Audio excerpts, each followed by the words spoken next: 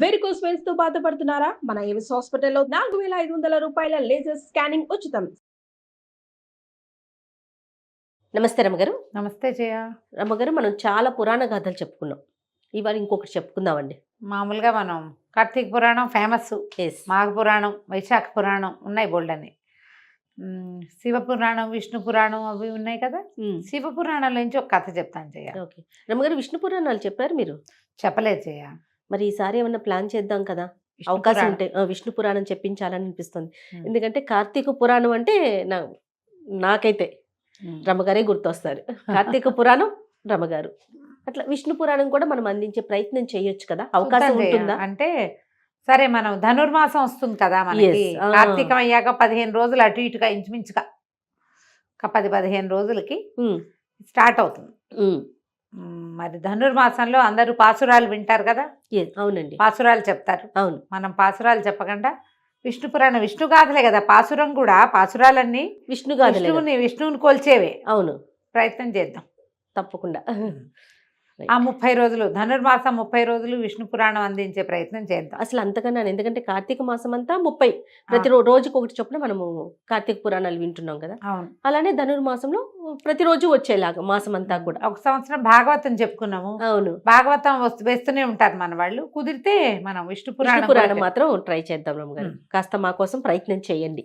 చూద్దాం ఏం చెప్తున్నాం మనం. శివపురాణం నుంచి ఒక కథ చెప్పుకుందాం. నారద గర్భభంగం. ఈ శివపురాణం అంతా మనకు ఎలా కనపడుతుందంటే, మార్కండేయ మహర్షి, మార్కండేయులు అంటే శివుడు, ఆయన్ని చిరంజీవించేశాడు. పరమేశ్వరుడే మార్కండేయ మహర్షిని చిరంజీవించేశాడు. ఆయన ఇప్పటికీ జీవించే ఉన్నారని చెప్తాం. అయితే ఈ మార్కండేయులు ఒకసారి పరమేశ్వరుడి దగ్గరికి వెళ్ళి, పరమేశ్వర నీ లీలలు తెలుసుకోవాలని ఉంది, శివలీలలు తెలియజేయమని అడిగారు.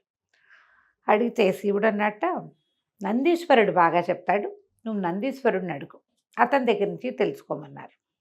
మార్కండేయులు వెళ్ళి నందీశ్వరుల వారిని సేవించారు. సేవించి నాకు శివలీలలు చెప్పమంటే సరేనని మొత్తం శివపురాణం అంతా నందీశ్వరుడు సెలవిచ్చినట్టు మార్కండేయుడు వింటున్నట్టు ఉంటుంది. నందీశ్వరుడు సెలవివ్వగా మార్కండేయులు ఇలా విన్నారు అని సూత మహాముని శౌనకాది మునులకు చెప్పినట్టు కనపడుతుంది. కార్తీక పురాణం కూడా అంతే. మనకి భారతదేశము వినయ సంపన్నమైన దేశంగా ఉండటానికి ప్రధానమైన కారణం వినడమే చేయాలి. ఒకరి దగ్గర నుంచి మరొకరికి వింటాం. ఆ వినడం వల్లే మనకి పురాతనమైనవి కూడా శాస్త్రాలు పోకుండా వచ్చాయి, పురాణాలు పోకుండా వచ్చాయి. మనకంటే 5000 సంవత్సరాలు ముందు జరిగిన మహాభారత గాథలో చిన్న చిన్న చిన్న చిన్న ధర్మ సూక్ష్మాలు కూడా మనం మిస్ అవ్వల. ఎక్కడ వినడమే కదా రమ్మగారు. వినడం వల్లే ఇదంతా. ఒకళ్ళు రెండో వాళ్ళకి చెప్పడం వల్ల అది ఇంపార్టెంట్ కదా. మరి ఇప్పుడు కాలం ఏమొచ్చిందంటే వినడం మానేసాం మనం. ఎప్పుడైతే వినడం మానేసామో, వినడానికి కావాల్సిన వినయం మన దగ్గర లోపించేసింది. ప్రతిదీ నేనే తెలుసుకోవటం, నాకే తెలుసు అనుకోవటం, అది వేరే కదా. నేను అంతటి నేను తెలుసుకుంటాను అంతే తప్ప ఒకళ్ళు చెబితే తెలుసుకుందామనే ధోరణి తగ్గిపోయింది. విద్యా విధానంలోనూ పోయింది, జీవన విధానంలోనూ తగ్గిపోయింది. వినదలుచుకుంటే ఎవరు చెప్పాలో వాళ్ళ దగ్గర వింటాం మానేసి నాకు నచ్చిన వాళ్ళ దగ్గరే నేను వింటానంటాం మొదలుపెట్టారు. అది కూడా తప్పే. ఏదో ఒకటి వింటున్నారు కదా అంటాం కాదమ్మా, మన్నీ వింటున్నారు. నేను ఎందుకో దానికి పూర్తిగా సంతోషపడిన జయ, నన్ను వింటున్నారని. వీళ్ళకి ప్రతి వాళ్ళకి ఎవరు చెప్పాలమ్మా? వాళ్ళ ఇంట్లో ప్రధానమైంది వీళ్ళు ఎక్కడ పుట్టారు, ఎక్కడ చదువుకున్నారు, ఎక్కడ పెరిగారు, అది కదా వినాలి. చెప్పు, నువ్వు ఒక నది పక్కన నిలబడి గంగానది గలగలలు వింటాననొచ్చా? అది గంగానది పవిత్రమైంది, అద్భుతమైంది, నేను ఒప్పుకుంటా. ఇది విన్నాక కాదు అక్కడికి వెళ్ళేది. అంతే. ఇది వినకుండా అక్కడికి వెళ్తామంటే ఎట్లా చెప్పు? అవునవును. ఈ ప్రవచనకర్తలు అందరూ ఇప్పుడు పెద్దవాళ్ళు ఉన్నాయి. నన్ను ప్రవచనకర్తను అనకుండా నేను కథకురాలుగా ఉండటమే నాకు ఇష్టం. కానీ ఎంతమంది ఉన్నారు, వాళ్ళందరికీ అంత గొప్పతనం ఎలా వచ్చింది? వినేవాళ్ళ వల్లే. వినేవాళ్ళందరూ కూడా అసలు ఇది వినడం మానేసి గుడి గంటలనే వింటున్నారు. ఏమిటో అంత బాగా లేదు అనిపిస్తుంది నాకు. మంచిదే, ఇది కాదని కాదు, కానీ ఇంకా మంచిగా ఉండేదేమో అనిపిస్తుంది. ఏమో. అయితే ఈ సూత మహాముని శౌనకాది మునులకి చెప్పారు. ఈ కథలో ఏం చెప్పబడింది? ఒక కథ, నారద గర్భభంగం. ఒకానొకప్పుడట నారద మహర్షి పరమేశ్వరుడి కోసం తపస్సు చేశాడట. ఆయన ఎందుకు చేస్తాడు, ఆయన విష్ణు భక్తుడు కదా అని ప్రశ్న వస్తుంది. విష్ణు భక్తుడైనా అసలు ఆయన శివభక్తుడుగా శ్వాసే ఉండవలసింది. నారాయణ కదా రమ్మగారు. అవును, ఇదంతా చూడండి, పరమేశ్వరుడి ఉచ్ఛ్వాస నిశ్వాసాలే విశ్వాసాలన్నీ నారాయణ కూడా నారాయణ మంత్రం. మంత్రం. కాబట్టి పరమేశ్వర అనుగ్రహం కోసం, పరమేశ్వరుని కూడా తెలుసుకోవటం కోసం నారద మహర్షి చాలా తపస్సు చేశారు. ఆ, ఎంత తపస్సో చేస్తే ఈయనటి ఇంత తపస్సు చేసేస్తున్నాడు, ఇంతంత తపస్సు చేస్తే ఇంద్ర పదవి పోతుందని ఇంద్రుడు అప్సరావు గణాన్ని బోల్డంత మందిని పంపించాడు. ఆయన తపస్సు భంగం చేయడానికి శత విధాల ప్రయత్నం చేశారు. ఇలా జరిగిందా అంటే పురాణంలో ఉంది, చెప్పుకుంటున్నాం అంతే మనం. అయితే ఈ అప్సరావు గణం అంతా వచ్చింది. నాట్యాలు చేశారు, వయ్యారాలు చిలికిచ్చారు, ఒబ్బో ఏమిటో చాలా చేశారు. ఏం చేసినా నారద మహర్షి చెలించలేదు. ఇంద్రుడు పరిగెత్తుకుంటూ వెళ్ళి పరమేశ్వరుడి దగ్గరికి వెళ్ళాడు. అయ్యా, నారద మహర్షి చెల్లించలేదు, ఆయన తీవ్రమైన తపస్సు చేస్తున్నాడు, నా పదవికి భంగం వస్తుందని నాకు భయంగా ఉంది, ఏం చేయమంటావంటే ఆయన పరమేశ్వరుడు అన్నాడు, అయ్యా నువ్వు భయంగపెట్టద్దు, అతను ఇంద్ర పదవి కోసం చేయటల్లా నా అనుగ్రహం కోసమే చేస్తున్నాడు, నన్ను తెలుసుకోవడం కోసమే. నన్ను తెలుసుకున్నాక తపస్సు విరమిస్తాడు, అతని కోరికలు ఏం లేవు, నేను కనపడ్డమే కోరిక, నువ్వు కంగారు పడదంటే ఇంద్రుడు విరమించుకున్నాడు. ఈ తపస్సు చేస్తున్న నారదుడికి వీళ్ళంతా వచ్చారు, వయ్యారాలు ఒలికిచ్చారు, నేను వీళ్ళకి లొంగలేదు అని తెలుసు. ఈ లోపల పరమేశ్వరుడు ప్రత్యక్షమే అయ్యాడు. అయ్యి ఆయన అనుగ్రహించాడు, జ్ఞానివిగా ఉండమని అనుగ్రహించాడు. జ్ఞాని అయ్యాడు, పరమేశ్వరుని ప్రత్యక్షం చేసుకున్నాడు. కానీ నారద మహామునికి ఏమనిపించింది, మాయ ఇది, ఏది శివమాయ. శివుడి కోసం తపస్సు చేస్తుంటే వీళ్ళంతా వచ్చారు అంటే శివమాయ, దానికి నేను లొంగలేదు అంటే నేను మాయని జయించాను. పరమేశ్వరుడితోటి చెప్పాడు, నేను మాయని జయించాను ప్రభు అన్నాడు. పరమేశ్వరుడు అన్నాడు, ఒక మాయని జయించావు నువ్వు, అసలు ఆ మాయ యొక్క ఆ స్వరూపం ఏమిటో నాకు బాగా తెలియదు. జయించాననుకుంటే మంచిదే, మాయని జయించడం మంచిదే, అయితే నువ్వు జయించిందే మాయని అనుకోవటం మరి ఆలోచించాలి అని చెప్పి. ఇప్పుడు ఏమిటి అర్థం దాంట్లో, నువ్వు అనుకుంటున్నది చాలా చిన్నది, అది కాదు, ఇంకేదో ఉన్నది, ఇంకా ఉంది, మాయా స్ఫూర్తి స్వరూపం నాకే తెలీదు అని పరమేశ్వరుడు సెలవిస్తే ఏమిటర్థం, నారదుడికి తెలుస్తుందనే కాదని కదా, సర్కాజం ఉంది అందులో సర్కాస్టిక్గా చెప్పాడు ఆయన. ఈ నారదుడికి అట్లా అర్థం కాల, నాకు తెలీదు నీకు తెలిసింది అని చెప్పి భలేవాడివి అన్నట్టుగా ఆయనకు అర్థమైంది. ఎందుకంటే ఎక్కింది అప్పటికే తలకెక్కింది అది. నేను మాయని జయించాను జయించాను జయించాను జయించానని మా పాట ప్రతి వాళ్ళకి చెప్పేవాడు. బ్రహ్మదేవుని కలుసుకున్నాడు, తండ్రి నేను మాయని జయించానని చెప్పాడు. విషయం అంతా విని, నువ్వు శివమాయని జయించావు, విష్ణుమాయ ఒకటి ఉందిరే నాయన అన్నాడు. అనేసరికి అక్కడికి వెళ్ళినప్పుడు తండ్రి నేను విష్ణుని జయించాను, మాయని జయించానని చెప్పాడు. చెప్పేసరికి విష్ణుమూర్తి అన్నాడు, శివమాయ అయినా విష్ణుమాయ అయినా బ్రహ్మదేవుడి మాయ అయినా త్రిమూర్తుల కంటే పరమమైనది ఇంకా గొప్పదైన మహామాయ ఒకటి ఉన్నది. మేము అందులో అంతర్గత శక్తులు ఒక మహామాయ ఉంది, ఆ మాయని జయించడం అంటే అది సులువు కాదు అని చెప్పారు. ఈయన కానీ కొంత భాగాన్ని జయించాను కాబట్టి నేను జయించానన్న ఉన్మత్తతోటే ఉండేవాడు. మాయని జయించిన తర్వాత ఏమవుతుంది, మళ్ళీ మాయలో పడకూడదు కదా, మాయ అంటే అజ్ఞానమే, అంతకంటే అంతేగా. ఆ కాలంలో భూలోకంలో ఈయన ఏమన్నాడంటే, నువ్వు ఎక్కడైనా సంచరించేటప్పుడు జాగ్రత్తగా ఉండు, నువ్వు జయించేవు కొంత మటుకు, కానీ అంతా జయించినట్టు కాదు అంటే ఈయనకు నచ్చల ఆ మాట, నారదుడికి నచ్చలేదు. ఈయన ఇలాగే చెప్తాడు, పెద్దవాళ్ళు ఇలాగే ఉంటారు అలా అనుకుంటాంగా మనం, పెద్దాళ్ళ మాటలు, పెద్దల మాట చద్దన్న మూట అని అనిపించదు, పెద్దవాళ్ళు ఇంతే చాదస్తులు, అలాగే అనిపిస్తుంది.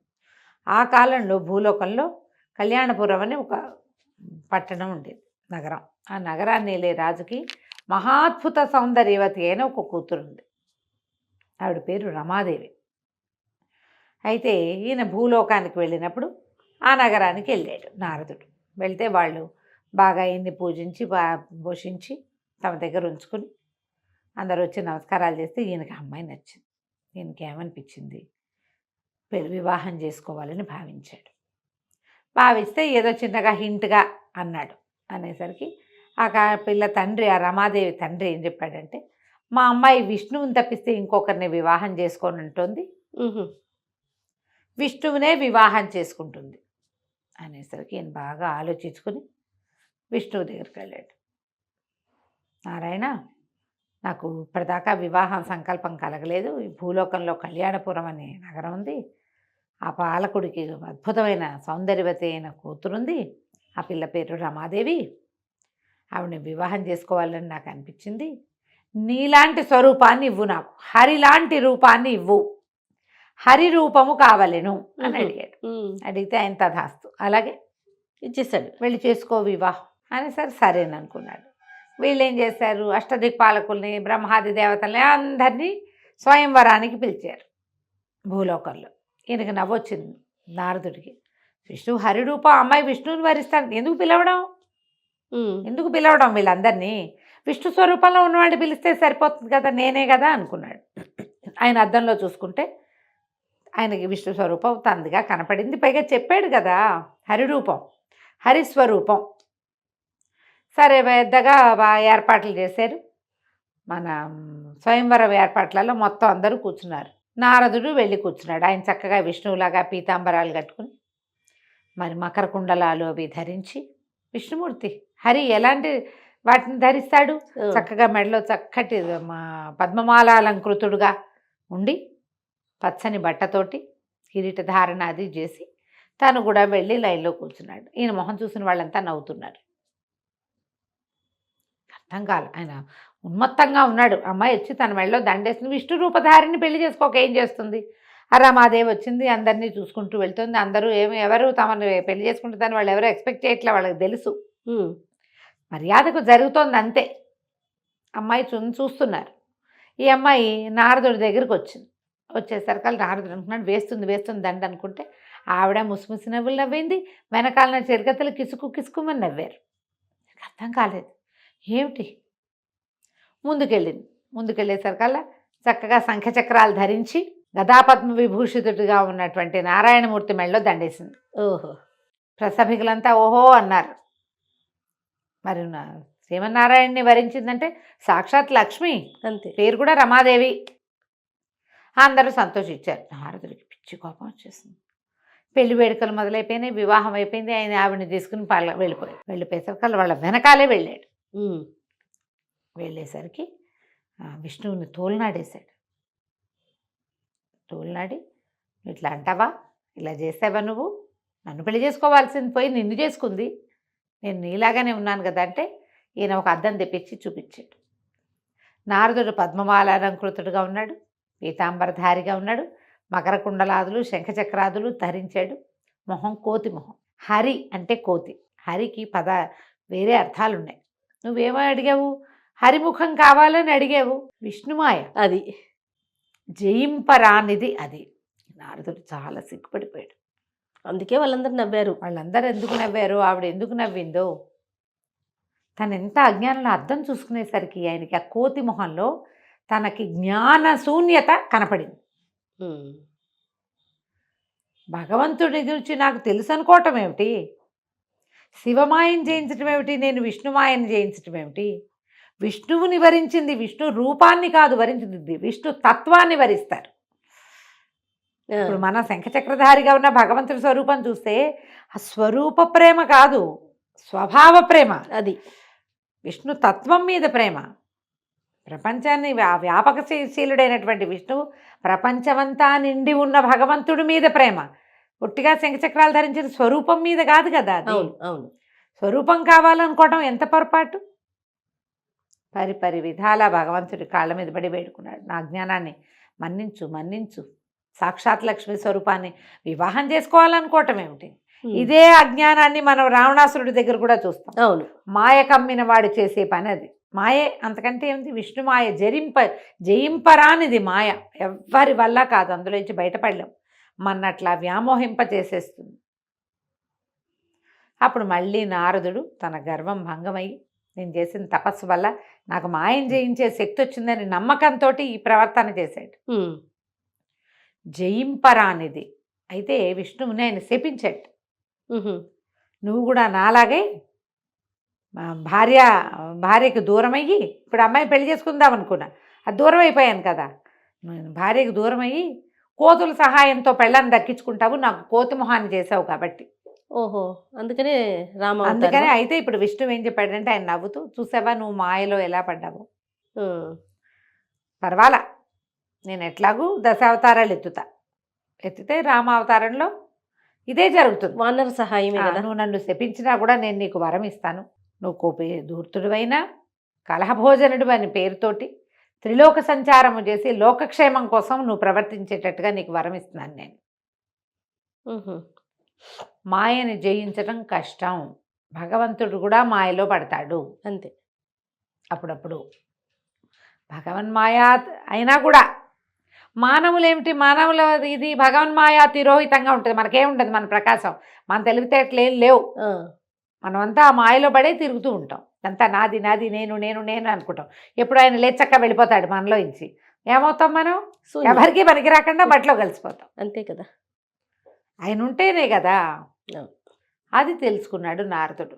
ఆయన ఒక శాపం వల్లే ఈ రామాయణ గాథ నడిచిందని శివపురాణంలో ఇలాంటి ఒక కథాంశంతో చెప్పబడింది. భగవంతుడు మాత్రం అతన్ని నువ్వు చేసిన తపస్సుకి త్రిలోక సంచారిగా ఉంటావు, నువ్వు లోక కళ్యాణార్థమే. నువ్వు ఏం చేసినా, నువ్వు ఎంత గొడవ చేసినా, ఎంత కిరుకులు పెట్టా, ఒకళ్ళకొకళ్ళకి లింకులు పెట్టినా కూడా అది లోక కళ్యాణార్థమే పరిణమిస్తుంది. ఎట్లా నీకు కోపం వచ్చి నువ్వు ఇచ్చిన శాపం లోక కళ్యాణార్థం పరిణమించిందో అలాగే పరిణమిస్తుంది అని చెప్పి ఆయనకి వరం ఇచ్చాడు. అప్పటి నుంచి నిత్యనారాయణ మంత్రంతో ఉంటాడట నారదుడు. కథ కంచికి మనం ఇంటికి. అద్భుతమైన స్టోరీ. నమస్తే. నమస్తే.